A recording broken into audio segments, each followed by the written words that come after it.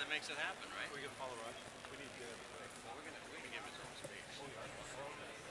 Your adoring fans are right Where do you want me? Don't miss Lynn. I know we just are under here. Okay, so can we just sit there right here? Have a seat. Okay, guys, how are you all? Yeah. How are you? Nice to see you. Okay. Just pull up, come up close. That's the idea. Come on, folks. I'll get out of your way. Come on in. Good to meet you. How are you? I'm Alan. Nice to meet you. How are you? Nice to meet you. How are you? Good to see you. How are you? Hi, I'm Shane with Environmental Party Downtown. Very good. Nice to meet you. How are you? Come on up here. Watch out, Mom. Okay.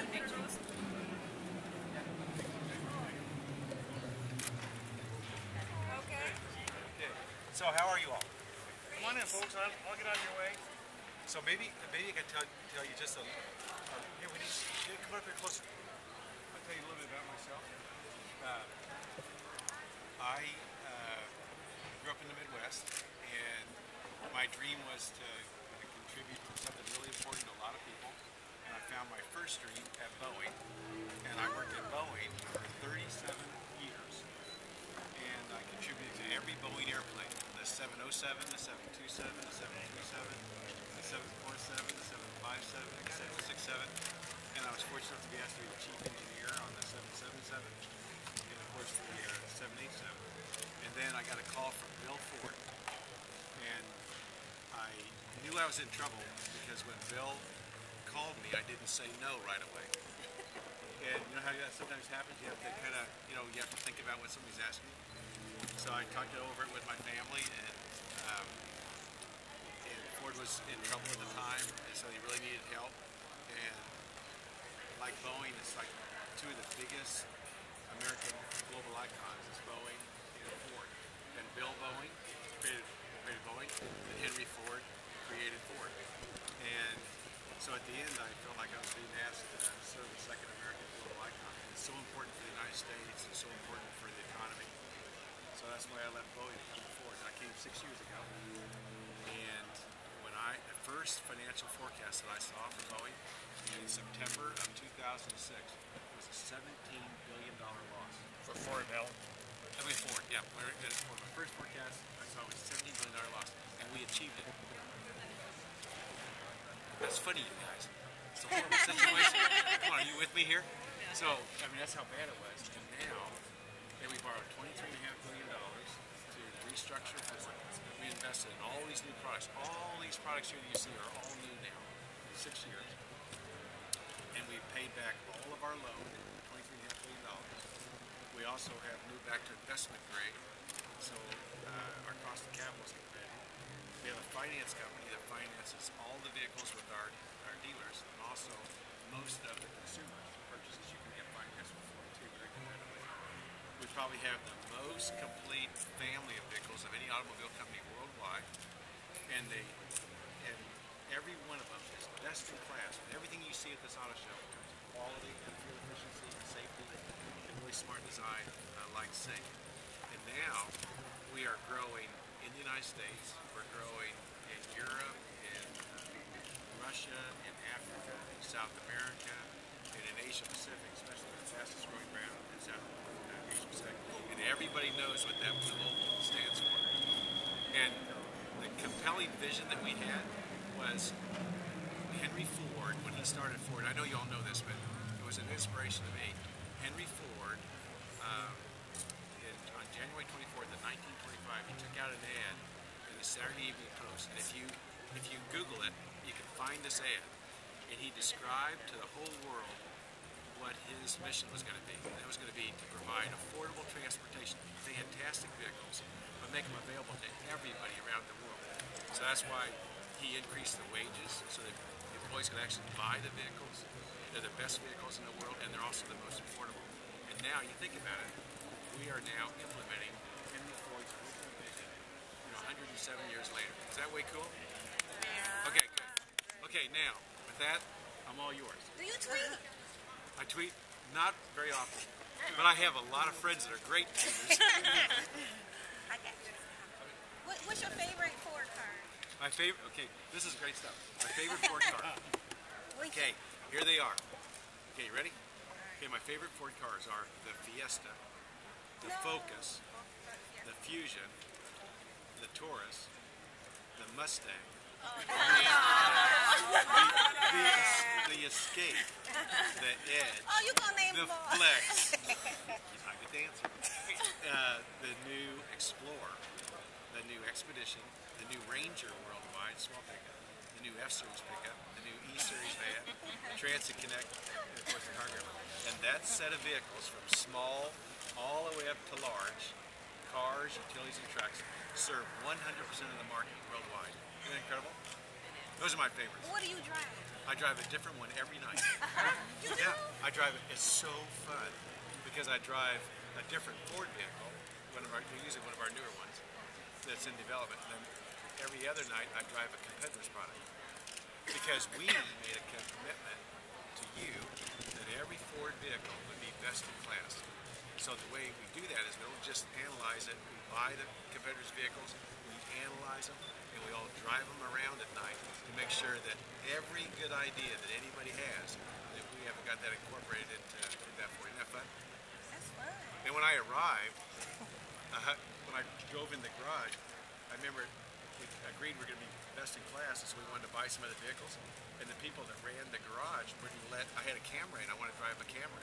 They wouldn't let me in the garage. I said, "You can't have a Camry, a Toyota Camry in a Ford garage." I said, "Absolutely, we can, because we're going to make the best vehicles in the world, and we need to know everything, every good idea from our competitors." Isn't that cool? What is your secret to Ford being such an amazing company? It feels like a family-owned company. I mean, what is the secret? Well, it really is. And the Ford family has owned Ford for the entire history. Henry took it private, they took it public, and they actually own very special shares called Class B shares. So they are they control the managing interest in the company. And very similar to Bill Boeing and Boeing. The parallels are unbelievable. Now they're both public companies now. In Ford's case, they have the controlling interest. It's really neat because we keep the family up to date on everything that's going on. So every once in a while, they'll all come in from around the world into Detroit. We give them an update on their fantastic company, and they're so happy that we didn't take any taxpayer money, and we borrowed the money ourselves, and we built a great company, and we're focused on the customers. And what they're really proud about is that we're growing the company, and now we're hiring all around the world. Like last year, we hired in the United States 8,100 people. Great jobs and great careers, the highest tech jobs in the world. I mean, just every kind of job that you want to have. Engineering, manufacturing, communications, legal, everything. And then this year we've announced we're going to hire another 2,200 people.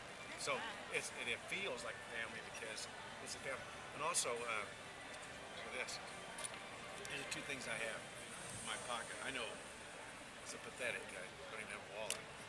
So here's my Ford card, so I know who I am. And here is the Ford plan. So everything you've seen, if you follow Ford or you're interested in it, you can always find the plan. One team, one plan, one goal, growing the company, everybody gains. And then look at here. Those are all the expected behaviors. So technical excellence and working together and listening to each other, respecting each other, and then the values and also delivering results. And everybody, right, where's your phone? Undo? So everybody in Ford has this card, and that's the way we operate. And then we help each other have these kind of behaviors. So again, it goes back to accountability and responsibility, just like you would if in any tight organization. Isn't that cool? We were impressed with how clean the plant was. Where did you go to the Rouge? Oh, you did? That is the most efficient plant in the world. And did they teach you that the F-Series trucks have been the #1 trucks in the United States for 36 straight years? 36 straight years, the #1 truck. And that Rouge that you were in, did you go upstairs and see the roof? Yeah.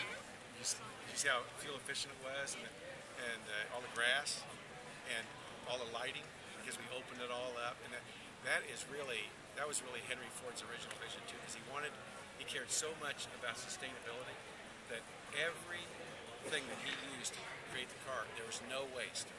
No waste. Everything was used. So he kind of vertically integrated all the way down, so all the resources would come in at the end of that factory, which you saw, and out comes the vehicle at the end. And then Bill Ford, did you guys get a chance to meet Bill Ford? My supervisor. Did you meet him? He's my supervisor. He called me to come join him. And Bill Ford leads the family today. He's also the chairman of the company. And his vision was build great products, or is, and also make a strong business like we're talking about, but also contribute to a better world. So he is what you'd call a known environmentalist. I mean, he absolutely believes that everything we do, we should make the products that people want. We should use less resources and less time than anybody else. And he designed that entire Rouge factory that you guys were in yesterday. How about that? Is that cool? No, you don't have to apologize.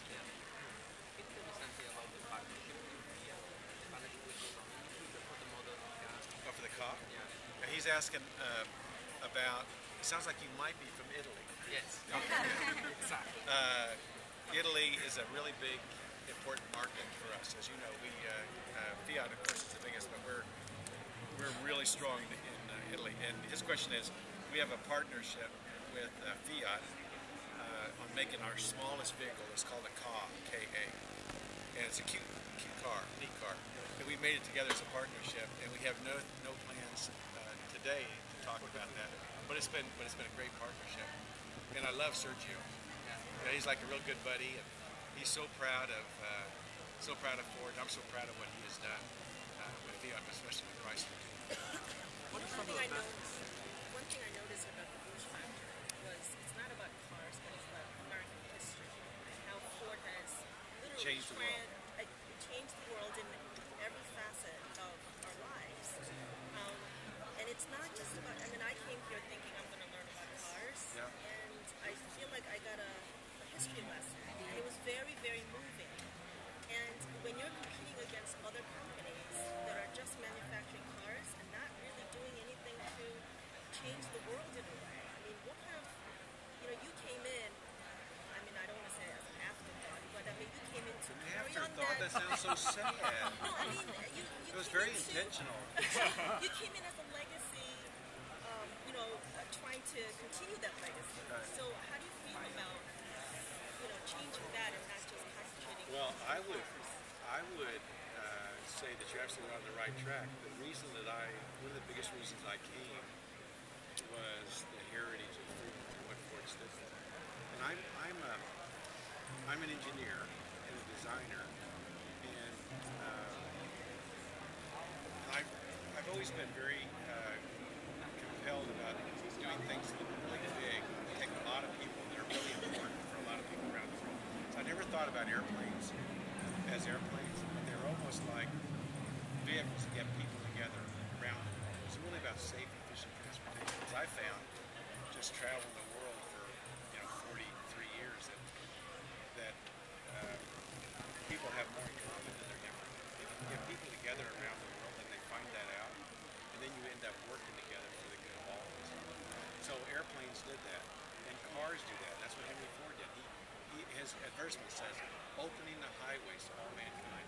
He wanted everybody to feel what it's like to have the freedom to move around, not be constrained, and also to make life easier and better. He also contributed to all the farm equipment because he wanted everything to make life easier and better. But he also was dominated by, the only way you could do that is if you were more efficient than anybody else. So that's why Mr. Toyota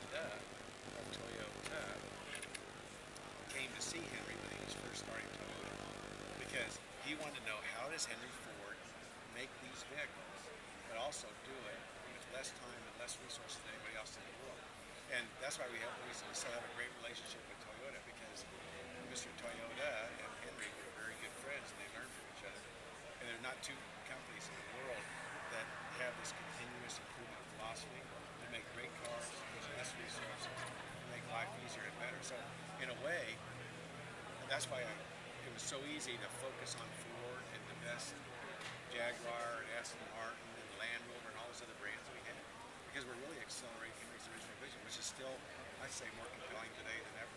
And everybody think you feel that, but everybody you talk to at Ford feels the same way. I mean, everybody that comes in here, they know exactly why they're here. That full family of best-in-class vehicles, serving all these customers around the world. Sustainability. They just absolutely clarity. And every job that we have, we must have 15, 20, 30 applicants that want to work at Ford because it is really important. And so it really is going back to Henry's original vision. For the business owner, for the business owner out there, your customers, what can you share with them in terms of the best practices Ford has discovered in terms of adopting sustainability? Oh, for sustainability? Yes, sir. Well, If you can start that by just saying, how do you define sustainability as a CEO? oh yeah. My thought about sustainability is everything associated with the business. And if you think about it, we've had this limited definition of sustainability. We're kind of worried about the world and the environment and using our resources in a thoughtful way. But when you think of it, to your question as a business person, the ultimate in sustainability is your company continues. I mean, think about how big a deal that is. And the only way that you can have a company that continues is to continue to serve, right? So, and the only way, whatever you choose to be as a business, you have to produce those goods and services that actually people want and they value, meaning they'll pay for them, and you have to use less resources and less time than the competition because you have to do it more productively. Now, right away, as soon as you, as a business person, you adopt that higher order of sustainability, well then every resource is precious, right? So now you get right down to the more limited definition is, are you using the least amount of water, the least materials in the vehicles? Do you have the least change, error, and rework? Are you doing everything on time, the first time? So you eliminate all of this waste in the system so you give people what they want and use the main resources. Isn't that cool? And that's, I think, that applies to every business, no matter what your business is. And so the people I like to associate with are the people that have that kind of a view of sustainability. What advice would you give to young professionals that would like to join the Ford family now, with maybe holding some of the values you mentioned, but also speaking about sustainability with what jobs are going to come up within the company? What advice would you give to those young professionals now? So can you hear her question? What advice for young professionals? I think it kind of goes back to the expected behaviors. I think the first thing that I would always say is to follow your passion. What do you really want to do? What do you like to do? What really turns you on? I'll just give you, in my case, I wanted to, I was motivated when John F. Kennedy got on TV and said we were going to go to the moon. So I wanted to be an astronaut. So the astronauts were engineers, and so I changed my studies to engineering, and I started to fly, and I got ready to go be an astronaut. Then I found out I had a color blindness, so all of this landings were going to be manual. I didn't have a color blindness to be the astronaut. So then it's kind of like a gym, right? So it allowed me to really think what I wanted to do. And I still like getting people together. I like the occasion. That's how I ended up in Mulally. And then to get a call from Bill about designing and manufacturing cars for a lot of people, that was pretty cool. So the most important thing is, what do you really want to do? What do you want to contribute to? And is it important? Because you only go around once. So what do you really want to do? I think the second thing is absolutely be technically competent. Whatever you're going to do, whether it's engineering, manufacturing, communications, legal, right? Every discipline. Are you functionally and technically excellent? Because if you're going to contribute on a company like Ford, these are world-class contributors. So be absolutely technically competent. And I say the next one is working together. Working together is like a skill. Remember when we were all going to college and stuff, if you work together, they call that cheating. You know, because everything was done independently. But when you join a company like Ford, everything is about working together. And do people want to be around you? Look in their eyes. Do they think you're neat? Do you seek to be understood before you seek to understand them? I mean, people will tell you exactly how they deal with you, whether they want to work with you or you're working with them. So I think it's working together is really good. course, the values are really important because what we do is really important. The company's really important. So you got to hold those values carefully.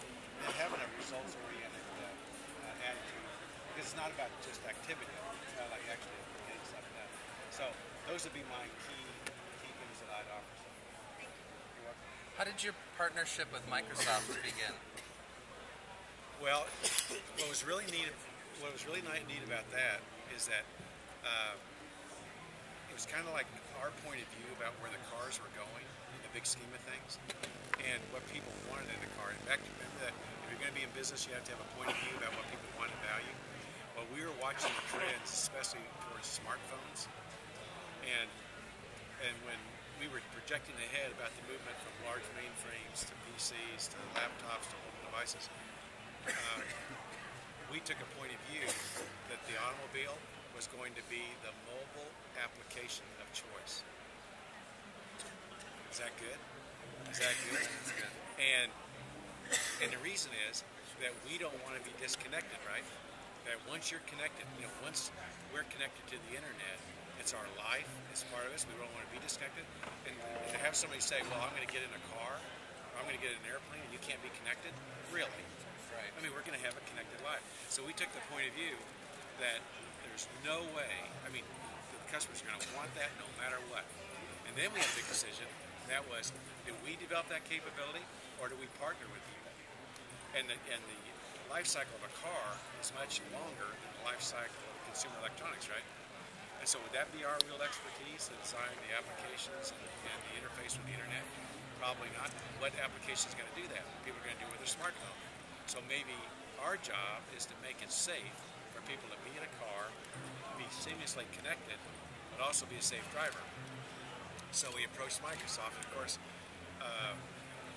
Boeing and Microsoft, we grew up together. We know each other, Right. and so we decided that voice activation and using smartphones would be the way where the drivers can keep their hands on the wheel and their eyes on the road and be seamlessly connected, be able to operate seamlessly, use a smartphone in this technology development, reduce that complexity out of the car, but we provide that safe driving experience. We shared that with Microsoft. They were enthralled. They thought it was really cool. They built a auto application program, and out of that came Sync. So you could sync up with the world. So that's how that came about. We work with Google, we work with Apple, we work with Microsoft, because for the very same reason is that we don't want to compete with them. We want to partner with them. We want to use all their capability, but we want to focus on providing you vehicles and you as a driver to be the safest driver you can be, but for you to be synced up to the internet. Is that cool? That is cool. See, a lot of people, when we first started this, a lot of manufacturers were putting all this capability in the car, putting in big microprocessors and putting this capability embedded in the car. And they could never keep up with technology. And also, you don't want a car to be separate, right? Right. You got this one device that's going to do everything for you, whether it's an iPad or an iPhone or Android. So we use all, and we're agnostic to the medium. If you want to be in the Apple ecosphere, or you want to be in the Android or Google or Amazon, because they're all moving that way, right? They want you in their world. They want to satisfy all your needs and wants and desires. Well, when you get in the car, you are one with everybody. So that's why when we did the Consumer Electronics Show, one of the titles was the coolest thing. It said Ford, like the Ford brand. It said Ford, the mobile app of choice. Because they don't like to use the big word application. Right. So app. So it wasn't like, it's like Ford, right? We're the mobile app of choice. Italy. Ciao.